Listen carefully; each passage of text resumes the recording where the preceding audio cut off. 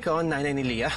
Wala nga yung hindi ka nalalapit sa lalaking yun, ha? Pag lumapit siya sa'yo, sasabihin mo kay Nainay. If the kid is 7 years old now, ibig sabihin, pregnant si Lorena nung iniwan ka niya.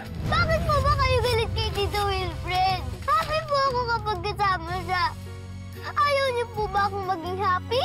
Sabihin niyo nga po sa akin ang totoo. Nung umalis po si Lorena noon, buntis na po siya, di ba? Nasaan ka na, Wilfred? Nung hindi ako papayag na matatakasan mo ulit ako. Hindi ako papayag. Leah! Sino po sa mga naging lalaki ni Lorena ang ama ni Leah? Leah! Walang ibang naging lalaki si Lorena. Ikaw lang ang mahal ni Lorena. Ibig sabihin, ako ang ama ni Leah. Tulungan niyo kami! Anak ka! Leah! Tulong! Tulong! Hindi mababago na ang alam ko lang ay magmahal sa'yo.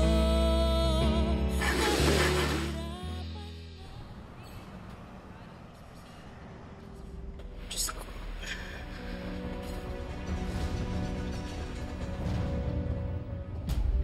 Diyos ko, iligtas niyo po yung anak ko.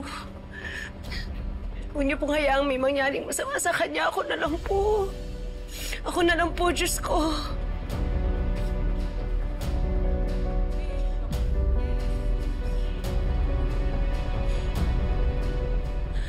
What? May tinula kang bata? Bingi ka ba? Sabi ko nga hindi ko sinasadya, di ba? Ano ba yan? Nagpapanik na ako, oh my gosh. Alam mo, sigurado naman ako na makakaligtas yung batang yun. Hindi yun napuruhan. Di ba? Kids bounce, right?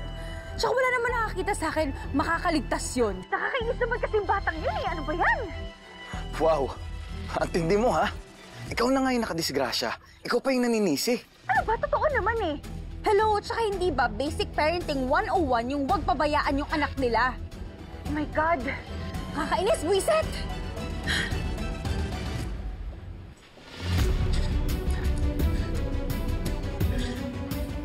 Kumusta?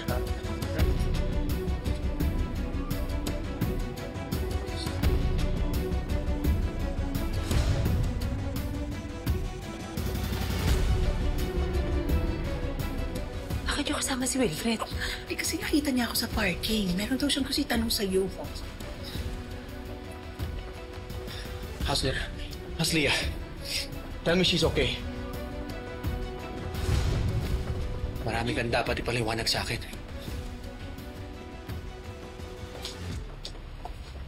Your daughter is stable.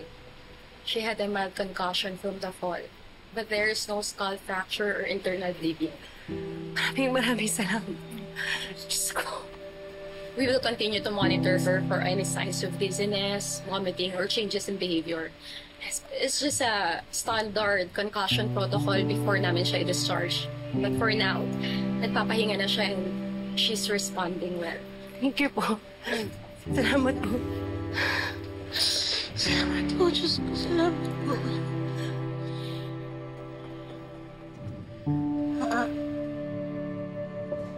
Iwan ko muna kayo, ha?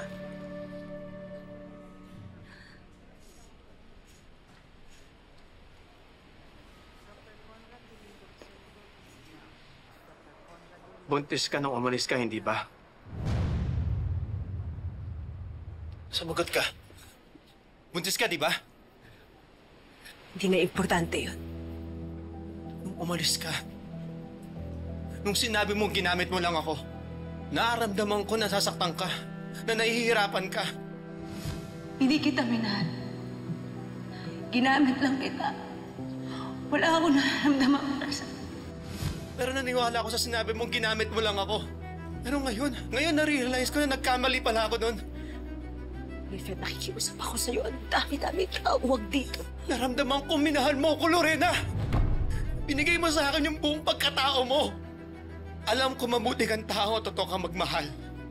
Sa mga namagitan sa atin, hindi imposibleng nagkaanak tayo, Lorena. Hindi, Wilfred. Huwag ka na magsinungaling, Lorena. Noong unang kita ko palang kay Leah, hindi ko mapaliwanag na naramdaman ko. Kaya Leah, pinanghalan mo sa kanya, di ba? Dahil alam mo yun ang gusto ko ipangalan sa anak natin, hindi ba? Lorena, kaya ko magpa-DNA test para patunayan ang duda ko. Pero gusto ko malaman sa iyo ang totoo. Anak ko si Leah, hindi ba? Lorena, ako ang ama ni Leah, di ba? Sumagot ka! Anak natin si... Oo, anak mo si Leah!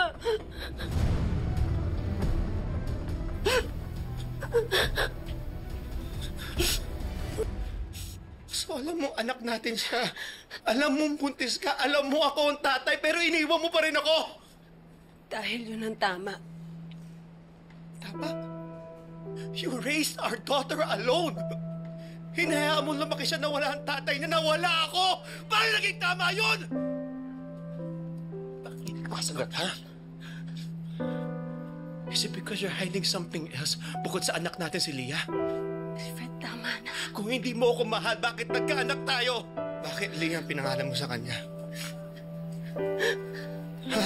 Nakikiusap ako, Wilfred. Dahil alam mo na gusto ko yun ang pangalan ng anak natin, di ba? Sumagot ka! Dahil mahal mo pa rin ako, di ba? Nakikiusap ako, Wilfred. Sagutin mo muna ang tanong ko, Moreno. Mahal mo pa rin ako, hindi ba? Hindi matitiyak. Hindi ba? At sigurado rin wala tayong taka.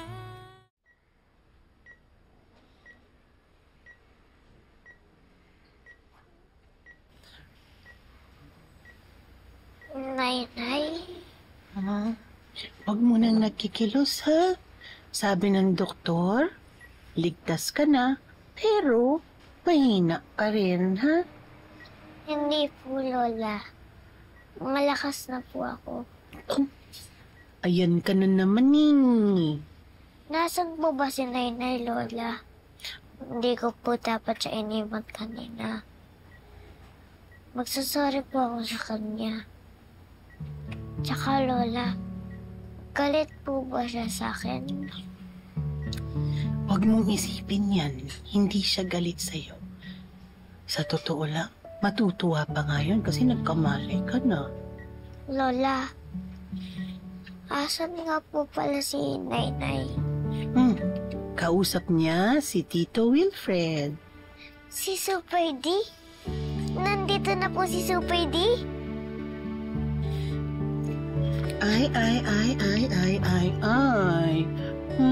Huwag magkikilos, di ba? Kailangan magpagaling talagang maigi. Yan ay kung gusto mong makita si Super D.